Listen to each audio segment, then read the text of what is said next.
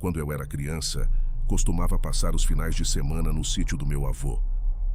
Lembro que tinha medo da atmosfera que surgia ao anoitecer. Ainda assim, eu me sentia seguro ali dentro, porque meu avô estava comigo. Eu tinha certeza de que ele não tinha medo de nada. Certa vez, enquanto chovia forte lá fora e aquela atmosfera quase me engolia, a casa rangia com o vento e o céu piscava do lado de fora. Meu avô continuava sentado, calmo, como se aquela noite não tivesse nada de especial. Uma vez perguntei para meu avô se ele já tinha visto alguma coisa que realmente desse medo. Ele demorou para me responder. Na hora eu percebi que algo mudou nele.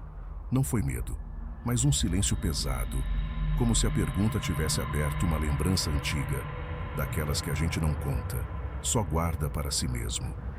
Mas depois me respondeu, falando baixo, que já tinha visto sim. Ele disse que já viu coisas que não deveriam existir. E então, meu avô se ajeitou na cadeira e começou a me contar que existe uma antiga ponte ferroviária perto do sítio dele. Ele disse que quem passa por essa ponte pode passar desapercebido. Poderia pensar ser só mais uma estrutura abandonada. No entanto, ele me contou que moradores da região acreditam que esse viaduto é protegido por uma criatura de aparência caprina, tão chocante que aqueles que a avistam entram em pânico imediato. E por vezes, acabam encontrando a morte ao tentar escapar. Ele disse que acidentes fatais acontecem por ali há mais de 50 anos, sem qualquer explicação definitiva, e isso só alimenta o mistério sobre o que realmente se esconde nas sombras. Boatos falam sobre uma criatura coberta por pelos brancos e com feições caprinas. Um grupo que acampou por ali perto uma vez afirmou que um monstro saltou de uma árvore sobre um carro, deixando um grande amassado na lataria. Em outra ocasião, a criatura teria lançado um pneu contra algumas pessoas, aparentemente para expulsá-las de seu território. Ele me explicou que lendas descrevendo seres meio homens e meio bodes acompanham a humanidade desde tempos remotos. Na antiguidade, essas criaturas eram associadas a espíritos selvagens, às festas e à proteção das florestas. Em praticamente todos os relatos antigos, esses híbridos eram vistos como entidades benignas. Mas com o tempo, essa figura ganhou uma reputação mais sombria. Passaram a ser relacionados ao próprio diabo e, em vez de guardiões da natureza, eram considerados predadores que tentavam seduzir viajantes, principalmente mulheres, com promessas de prazeres proibidos. Desde meados do século passado, não faltam testemunhos de um ser de mais de 2 metros de altura, parte humano e parte bode, rondando as proximidades dos sítios. Geralmente ele é visto por alguns instantes antes de desaparecer entre as árvores, mas há denúncias envolvendo perseguições, ataques a animais domésticos e até relatos de que ele portaria um machado para danificar carros. Avistamentos de homens-bode enormes e com chifres também já ocorreram em outras regiões do mundo. Um padrão chama a atenção. Quase sempre essas aparições acontecem perto de estradas, pontes e, sobretudo, trilhos de trem. Incrédulo sobre o que o meu avô estava me contando, perguntei a ele desde quando esses relatos ocorriam por essa ponte que ficava ali perto do sítio dele. Ele me disse que aquela ponte foi construída em 1925, tinha 246 metros de extensão e mais de 27 metros acima do rio. Apesar da densa vegetação, o local não é isolado.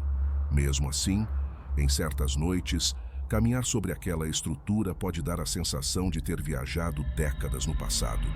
A antiguidade do viaduto, somada a mais de 80 anos de boatos sobre o homem-bode que supostamente protege a passagem, atrai inúmeros curiosos e caçadores de aventuras. Infelizmente, ao menos 12 pessoas já se feriram ou morreram ali enquanto exploravam o local. Não é exatamente surpreendente que a maioria das vítimas tenha sido atingida por trens e não despedaçada por um monstro. Porém, isso está longe de inocentar o homem-bode. Muitos insistem que ele persegue ou atrai pessoas para os trilhos justamente com essa intenção. Há quem afirme ter sentido uma força invisível chamando para o meio da ponte, apesar do perigo evidente. Quanto à criatura, descrevem-na em pé como um homem, mas com pernas dobradas para trás e cascos. Possui chifres longos que se curvam para cima, refletindo a luz do luar. Não há como dizer se é mais besta ou humano. O fato é que para quem atravessa aquele viaduto à noite, um único passo em falso pode ser fatal. Embora relatos sobre o monstro circulem por aqui desde 1940, a primeira história que é contada é de anos depois. No verão de 1955, um grupo de amigos acampou próximo à base do viaduto. O grupo achou que seria o lugar ideal para treinar habilidades de sobrevivência e sensação de isolamento, mas ainda perto da cidade. A noite estava gelada no auge do inverno e a molecada se apertavam ao redor da fogueira para se aquecer. Conforme a escuridão avançava, um dos meninos que morava por perto da região começou a repetir histórias que ouviu de seu pai. Segundo ele, fazendeiros locais evitavam passar pelo viaduto à noite por causa de gritos aterrorizantes e sons estranhos vindos daquele ponto. Um dos meninos, que se dizia mais cético, mandou ele parar de ficar contando esse tipo de história. Ele sabia que alguns estavam dormindo na mata pela primeira vez e não queria ter que lidar com pesadelos e pânico. Aproveitou para explicar como luz e som se comportam de forma diferente no meio do mato e como animais como corujas, cachorros e até insetos podem produzir sons assustadores, às vezes totalmente desconhecidos para quem não está acostumado. Os meninos enfim se acalmaram e entraram em seus sacos de dormir. Mas conforme a madrugada avançou, uma quietude pesada tomou conta do acampamento. Até os grilos e os sapos silenciaram de maneira sinistra. Foi então que eles ouviram um grito como nenhum deles havia escutado na vida. Segundo os relatos posteriores, começou grave e gutural, crescendo até se tornar um agudo atordoante, algo que não parecia pertencer nem a um animal nem a um ser humano. A maior parte dos meninos acordou, mas nenhum ousou falar. Mesmo assim, todos passaram a procurar desesperadamente pela origem daquele som. Num súbito, um dos meninos, ainda grogue e apavorado, apontou para a linha de árvores perto do início dos trilhos. Com a luz da lua e o brilho distante da cidade, era possível ver a estrutura do viaduto. E então, quando os olhos se ajustaram, todos viram uma figura alta atravessando a névoa. Caminhava erguida, porém com o corpo curvado e os membros alongados de forma antinatural. Alguns notaram o brilho fraco de algo que se parecia com chifres, enquanto ela avançava pelos trilhos suspensos. De repente, um vulto surgiu às costas do grupo. Eles se viraram e viram o chefe ali, de pé, segurando uma lanterna. Ele também tinha ouvido. Quando o chefe do grupo ligou a lanterna e iluminou os trilhos acima, a figura virou a cabeça, como se encarasse diretamente o acampamento, a quase 30 metros de distância. Mas assim que o feixe deslizou para o ponto onde ela estava, nada, apenas ferro e madeira. Lá ele, o que quer que fosse, havia sumido. Percebendo o medo estampado nos rostos da molecada e sem ter explicação para o que acabou de testemunhar, ele tentou tranquilizá-los. Disse que devia ser só um cervo, escondido pela névoa e pela escuridão, e que a luz o fez fugir. Ordenou severamente que todos voltassem a dormir e retornou para a sua barraca. Poucos conseguiram fechar os olhos. A maioria permaneceu desperta, fixando o olhar na linha das árvores como se algo fosse emergir dali a qualquer segundo. Quando o sol finalmente brilhou no horizonte, o silêncio inquietante continuava pairando sobre o acampamento.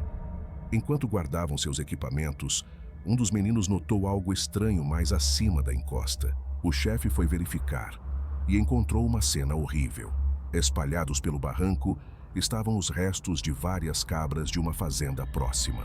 Os corpos haviam sido totalmente rasgados, dilacerados como se uma força bruta tivesse esmigalhado as carnes. Mais uma vez, o chefe tentou argumentar que devia ter sido obra de alguns cachorros, ou quem sabe, alguma onça. Mas dessa vez sua justificativa saiu fraca, desmontada. Os próprios moleques perceberam. As dezenas de marcas no chão não eram pegadas comuns, eram fendas duplas como as deixadas por cascos partidos, só que muito maiores. E veados não matam ovelhas daquele jeito. O líder da tropa notificou as autoridades, mas os responsáveis logo ignoraram o caso. Dias depois, o jornal publicou uma nota rápida, culpando cães selvagens pelo ataque. Só que àquela altura, até o chefe já admitia dúvidas em voz baixa.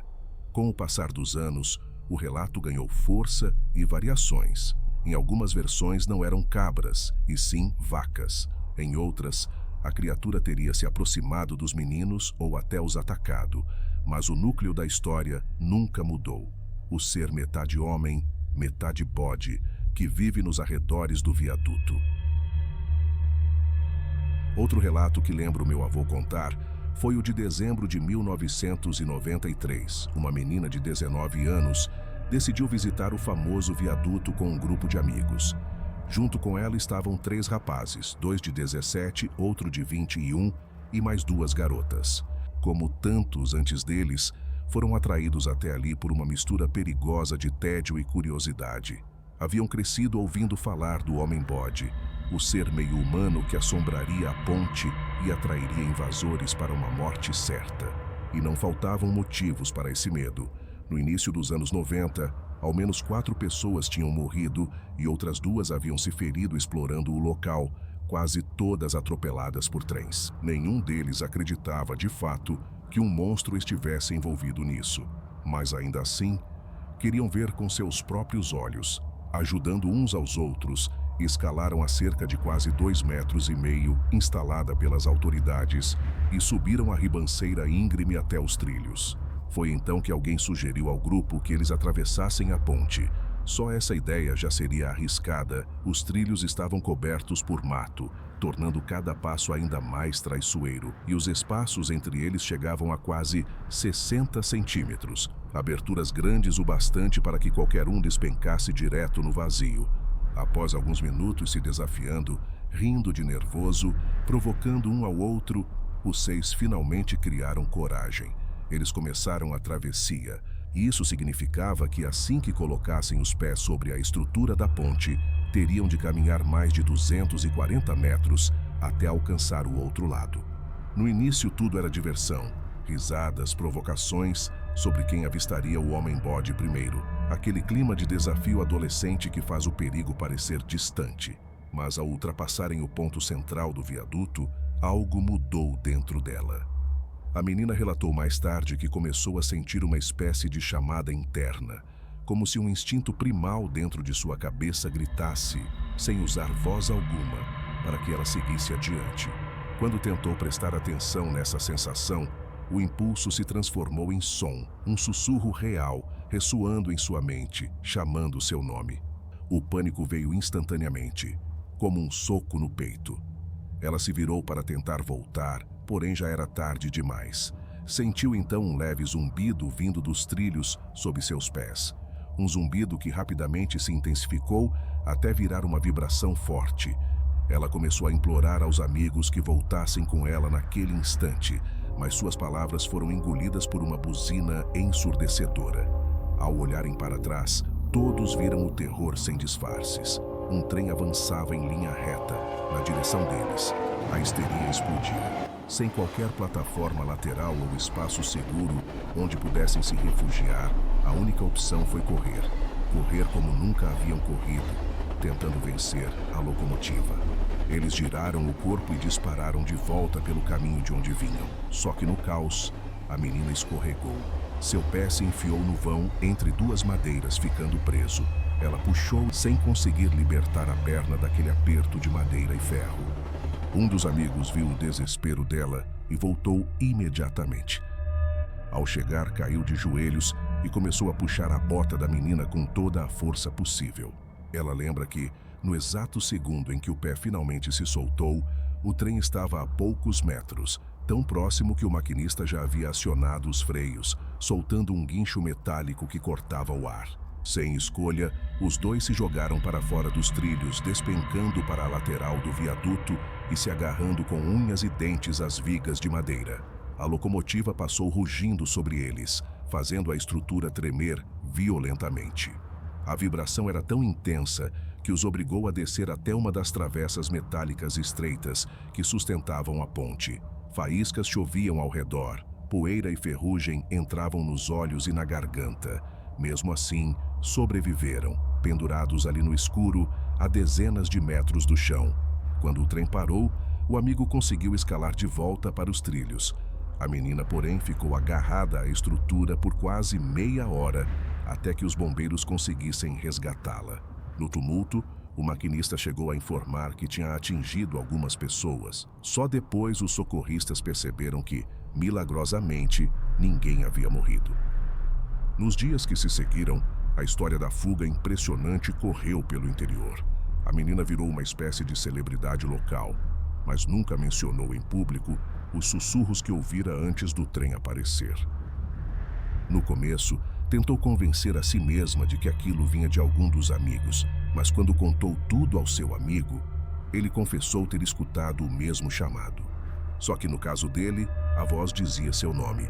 Até hoje, muita gente acredita que o grupo encontrou o temido homem-bode, que ele os atraiu para o viaduto como fizera com tantos outros antes. A diferença é que, dessa vez, as vítimas conseguiram escapar.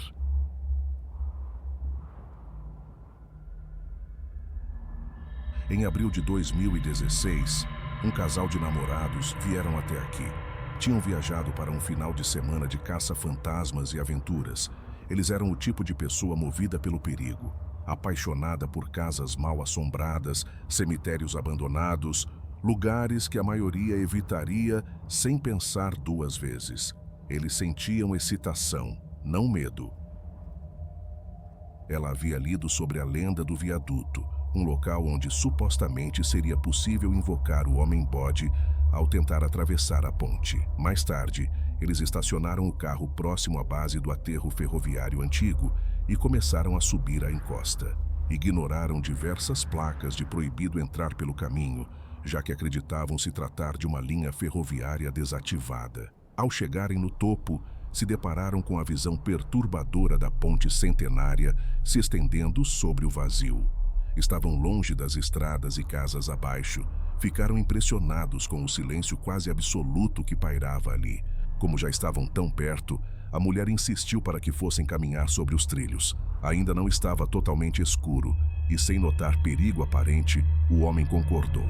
Ele recordaria depois que sua namorada parecia estar empolgada demais para entrar na ponte, ansiosa para descobrir se conseguiria mesmo chamar o tal homem-bode. Só que conforme avançavam, o homem começou a sentir uma inquietação crescente. Quando se aproximavam do ponto médio da travessia, ele notou um leve zumbido metálico vindo de dentro da estrutura. Tentou alertar a sua namorada, mas ela não parou. Continuou caminhando para frente como se estivesse hipnotizada por algo que ele não podia ver. Segundos depois, o zumbido se transformou em um estrondo pesado e um trem de carga surgiu nos trilhos, avançando diretamente na direção dela. Em pânico, ele gritou para sua namorada correr, mas não havia rota de fuga. Sem tempo para pensar, ele se lançou para fora dos trilhos, pendurando-se em uma das vigas estreitas que sustentavam a ponte. Nesse instante, a mulher pareceu despertar do transe e também tentou alcançar a borda do viaduto. Tarde demais. O trem a atingiu poucos minutos antes das 19h30. Morte instantânea. Assim como ocorreu no caso anterior, décadas antes, o maquinista já havia avisado o resgate. Quando os bombeiros chegaram, encontraram o homem ainda agarrado à estrutura, pálido, tremendo, incapaz de pronunciar uma palavra. A notícia da tragédia se espalhou rapidamente, reacendendo o velho debate sobre o monstro. As autoridades mais uma vez se apressaram em descartar qualquer explicação sobrenatural, dizendo que a culpa era da lenda, não de um monstro real, mas quem acreditava já viu os sinais de outra forma. Os detalhes do relato do homem eram perturbadoramente familiares. A mulher foi atraída até lá. Ela ouviu a mesma voz, o mesmo chamado que fez tantos ignorarem o perigo evidente. Talvez, no fim das contas, nem seja preciso ver o homem-bode do viaduto para se tornar sua vítima. Aqueles que defendem sua existência não hesitam em associá-lo a outras entidades semelhantes. A semelhança entre essas criaturas, força descomunal, cascos fendidos e o hábito de surgir perto de pontes, estradas rurais ou ravinas, faz muitos acreditarem que os antigos romanos, gregos e outros povos europeus estavam descrevendo animais reais e que tais seres continuariam existindo em cantos remotos do mundo. No caso daqui das redondezas, as explicações assumem um tom mais sombrio. Há quem diga que esse monstro teria sido um artista de circo, criado por experimentos cruéis ou por algum acidente genético. Na década de 1940, um trem que transportava o espetáculo teria descarrilado próximo ao viaduto e a criatura teria escapado.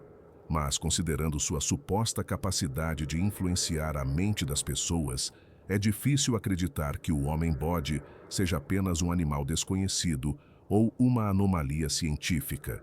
Por isso, muitos recorrem novamente à história e ao folclore demoníaco. O próprio diabo, desde a Idade Média, é frequentemente retratado com chifres e patas de bode. E, na teologia, demônios seriam capazes de hipnotizar e manipular suas vítimas. Se isso for verdade, as mortes por aqui se encaixariam no padrão de possessões e assombrações, não de acidentes banais. Vale observar que existem pouquíssimos relatos de pessoas que realmente viram o homem-bode de perto. Isso sugere que ele talvez não tenha forma física constante. As silhuetas e manchas na névoa, relatadas por algumas testemunhas, poderiam ser apenas isca, um truque para atrair curiosos até o topo do viaduto, onde basta um trem para finalizar o trabalho. Há outro grupo que encara a lenda como algo real, mas totalmente humano. Nesse entendimento, o homem-bode existe como história, não como criatura. E é justamente essa narrativa que atrai pessoas até a ponte, onde passam por estímulos desorientadores. A sensação de pavor que tantos descrevem poderia vir da combinação da altura extrema com vibrações infrassônicas produzidas por grandes estruturas metálicas. A ciência já demonstrou que sons de baixa frequência podem provocar ansiedade intensa, sensação de presença maligna e até alucinações. Quando um trem realmente surge, a premonição de tragédia se concretiza e a lenda ganha mais força. É importante lembrar, os acidentes associados ao local, por mais chocantes que sejam, seguem um padrão conhecido. Todos os anos, trilhos ativos registram incidentes semelhantes, pessoas invadindo a linha e errando ao julgar a velocidade de uma locomotiva.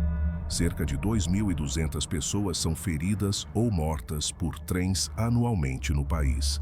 Sem uma lenda, essas tragédias raramente ganham manchetes. Seja o homem-bode responsável por mortes no mundo físico ou apenas no imaginário, pouco pode ser feito para impedir que as pessoas continuem explorando o viaduto. E é aí que surge a teoria mais intrigante, defendida por alguns moradores antigos daqui. O homem-bode não seria um assassino, seria um guardião. Ele não existe para matar, mas para tentar afastar intrusos da ponte antes que sejam atropelados por um trem. Considerando que, até onde sabemos, ninguém morreu pelas mãos da criatura, talvez seja a hora de questionar o papel que ele desempenha e a forma como interpretamos esses eventos. Enquanto aquela ponte permanecer de pé, erguida em silêncio sobre as águas daquele rio, a sombra do homem-bode continuará pairando sobre as matas tranquilas que a cercam. Moradores da região ainda dizem ouvir o eco leve de cascos em noites calmas, ou avistar uma figura cruzando os trilhos quando nenhum trem deveria passar. Alguns juram escutar gritos distantes reverberando pelo vale, humanos demais para serem ignorados, distorcidos demais para serem compreendidos. O que quer que esteja ali, sua lenda não enfraquece. Cada pessoa que escala a cerca e avança pelos trilhos responde a um chamado que não sabe explicar. Talvez seja apenas curiosidade, talvez seja coragem, ou talvez seja algo mais sombrio, sussurrando seu nome lá do alto. Todos eles ouvem. E se um dia você estiver perto das matas daquele viaduto durante a noite, pare um instante. Escute com atenção. Pode ser que você ouça também.